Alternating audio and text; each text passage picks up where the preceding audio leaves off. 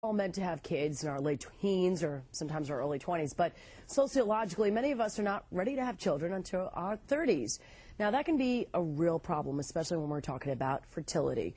Well, with Emily Francis, her biological clock was ticking, and so she decided to try and slow it down with an experimental procedure that's called egg freezing. Our Tiffany McElroy has been tracking her journey, and here's the story. The sight of a needle is worse than what it actually feels like. And you're supposed to flick it, obviously, to get rid of air bubbles, as you see doctors do. Then I do it. This is Emily's reality. We're giving you more hormone to make more follicles. These follicles contain eggs. Instead of you ovulating, we're going to be retrieving the eggs out of the follicles. It began with a class to learn the basics. This is a cross-section of the female pelvis. We put in a vaginal ultrasound. Attached to that is a needle with a biopsy guide so that we know exactly where we're going. What to expect? And we're just going in and aspirating or suctioning out all the fluid in the hopes that the egg is in tow. What's considered an optimal amount of eggs to get?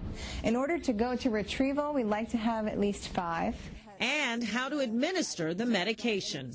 Then you push it in, then you push. So all the way.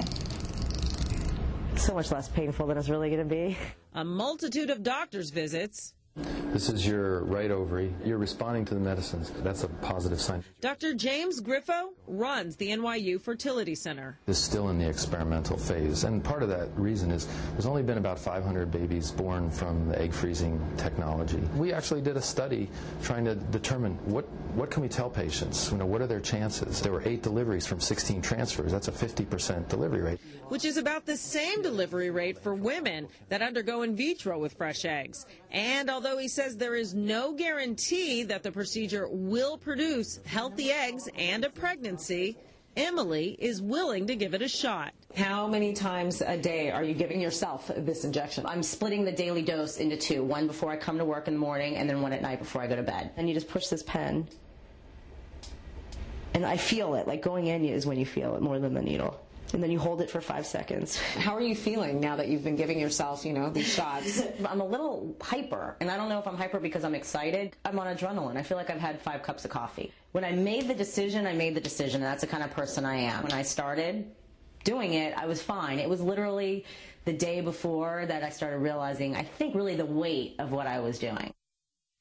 All right, to learn more about egg freezing and the NYU Fertility Center and what they do, visit us on the web at CW11.com/morningnews. And you could also find out what doctors say about your chances of getting pregnant using in vitro fertilization with fresh eggs, and that's on our website as well. All right, so tell us about the procedure. I heard you had it yesterday. I had it yesterday, and I'm here to talk about it. They do put you under. They do give you a little anesthesia, and they extracted 14 eggs. So 14 that was eggs. all documented. The cameras were there. We'll have that, for you. What's been the most difficult part of this journey for you? The most difficult part has been really doing the injections. It is strange to have to, know you're on this timetable of giving yourself a shot, but it really was not that painful.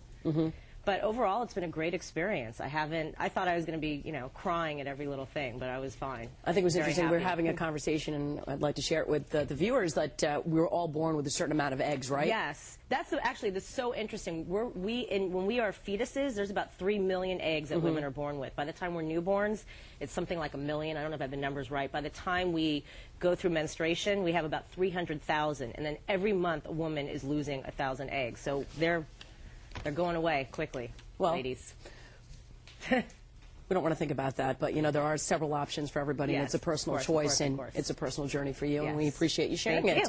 All right, still ahead on the CW11 Morning News, taking a walk out in the cold or sitting in a crowded room. Where are you more likely to get the flu? We'll figure that out. The time right